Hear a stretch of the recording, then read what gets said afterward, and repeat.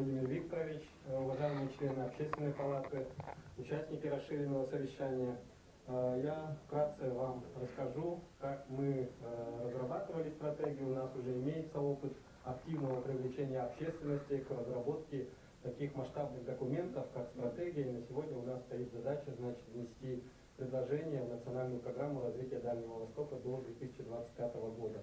Как вы знаете, стратегия Республики Саха-Якутия до 2032 года была принята на 4-м пленарном заседании Госсобрания УПМ Республики 19 декабря. Стратегия утверждена законом Республики Саха-Якутия. Работа над стратегией велась несколько лет, и эту работу упреждала, привлечение тоже и общественности, и науки. На начальном этапе были разработаны сценарные условия и основные параметры прогноза социально-экономического развития, которые были разработаны с привлечением Московского государственного университета имени Ломоносова. Проведен был социологический опрос населения по исследованию общественных ожиданий долгосрочного развития с охватом 2000 человек. Это репрезентативная выборка по всей республике, то есть были охвачены все муниципальные районы. Из них 62% это были жители городов и 38% это жители села. И в качестве основных проблем республики респонденты поставили на первое место это плохие дороги, дорогие билеты на перевозку, это 70% респондентов отметили. Высокую стоимость жилья и его эксплуатации, 52%.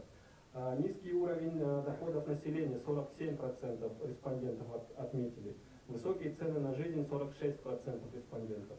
Этот опрос нам позволил определить ожидания населения республики и выстроить систему целей и задач проекта стратегии.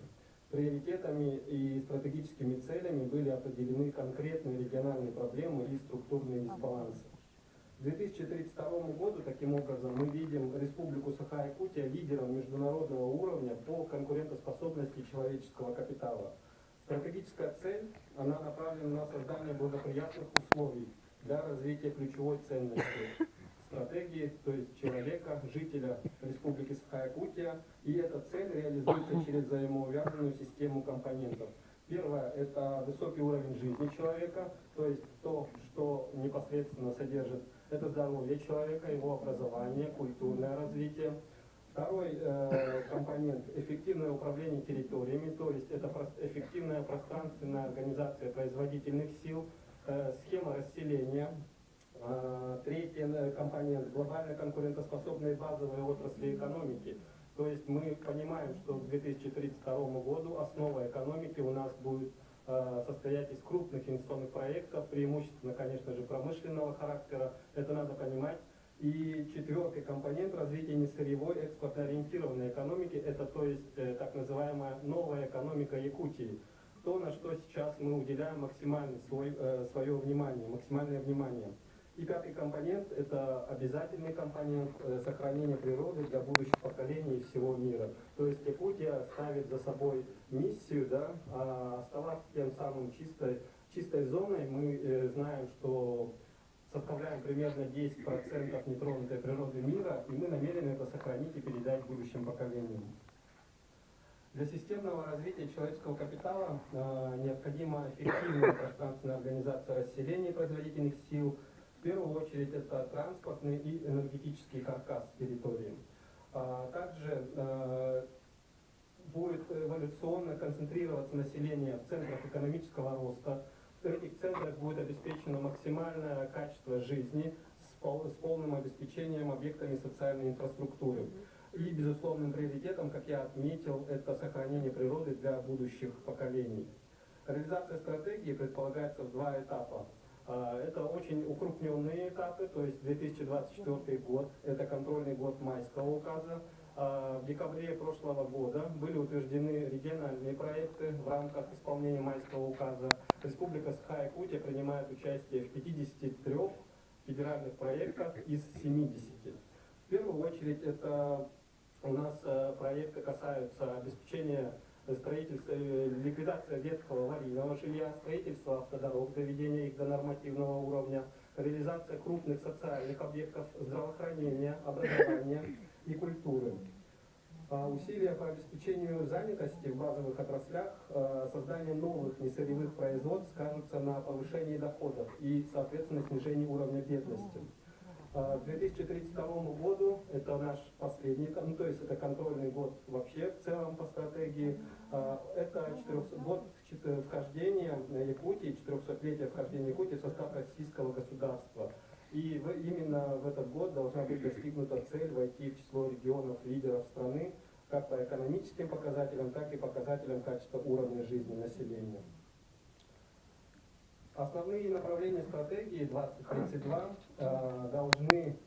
нам необходимо погрузить в разрабатываемую национальную программу развития Дальнего Востока. Основными задачами, которые определил президент страны перед национальной программой, это выход на темпы роста экономики Дальнего Востока до 6% в год. По оценке 2018 года темп роста ВВП Якутии оценивается 105%, то есть пока мы, можно сказать, на хороших позициях. Вторая задача, которую поставил президент, прекращение оттока населения Дальнего Востока.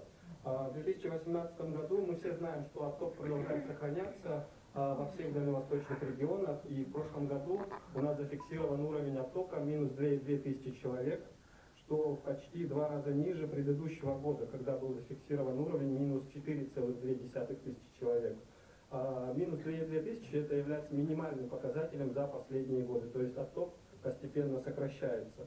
Третья задача, которую поставил президент страны, повышение конкретных параметров качества жизни людей и социального развития регионов Дальнего Востока до уровня выше среднероссийского. Не секрет, что мы отстаем от среднероссийских по таким макропоказателям, как продолжительность жизни. 2018 год это 71,7 лет в Якутии против 72,7 по России. Уровень бедности более 20% в Якутии против 13% в Российской Федерации. Транспортная доступность населения только 29% автодорог у нас в республике отвечает нормативным требованиям, тогда как по России в целом по ДСО этот уровень составляет примерно половину, 50%. Четвертая задача, которую поставил президент, это увеличение товарооборота и объема инвестиционного сотрудничества регионов Дальнего Востока и определенных стран мира.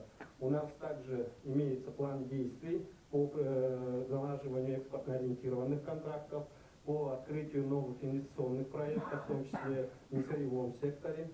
И как мы знаем, у нас имеются довольно-таки показательные инвестпроекты, которые мы реализуем совместно, допустим, с Японией. Да?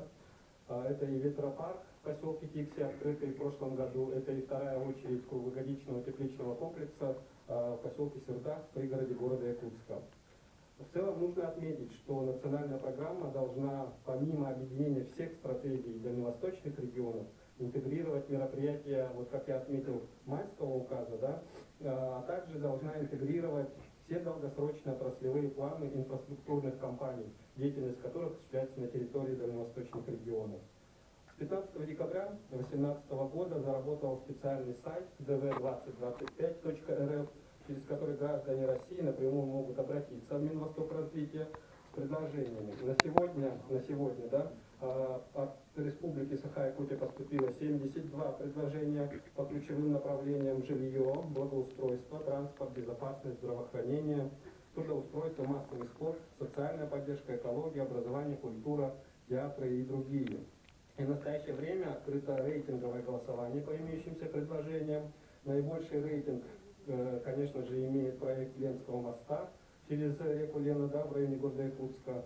Также есть отдельные рейтинговые предложения, допустим, строительство аэровокзала в городе Среднеколымск. То есть сейчас пока идет, можно так сказать, наполнение предложениями, да, а в скором времени будет подключено экспертное сообщество, где уже каждое предложение будет оцениваться на предмет его влияния на качество жизни. Сбор предложений продлится до 15 февраля 2019 года. На уровне правительства Якутии, да, и вообще на уровне Российской Федерации, дальневосточного макрорегиона создано 3 рабочих группы. Первая — это по ускорению темпов роста экономики. Вторая — это так называемый социальный блок по повышению качества жизни. И третья группа — это повышение конкурентоспособности региональной правовой системы. Составы определены, в скором времени эти рабочие группы будут утверждены решением правительства республики. И, к слову, в конце января с Минвостокразвития по инициативе Республики Саха-Якутия мы соберем, так сказать, социальный блок. Минвосток также будет привлекать в свое подведомственное научное учреждение «Восток Госплан». До 15 февраля все 3 рабочие группы должны будут внести предложение в правительство республики и далее уже в официальном порядке в сконцентрированном виде направить их в Минвосток развития России. Конечно, нужно понимать, что нацпрограмма будет в некоторой степени перекликаться с нацпроектами в рамках Майского указа, но есть общее понимание того, что это будет не дублирование, а дополнение.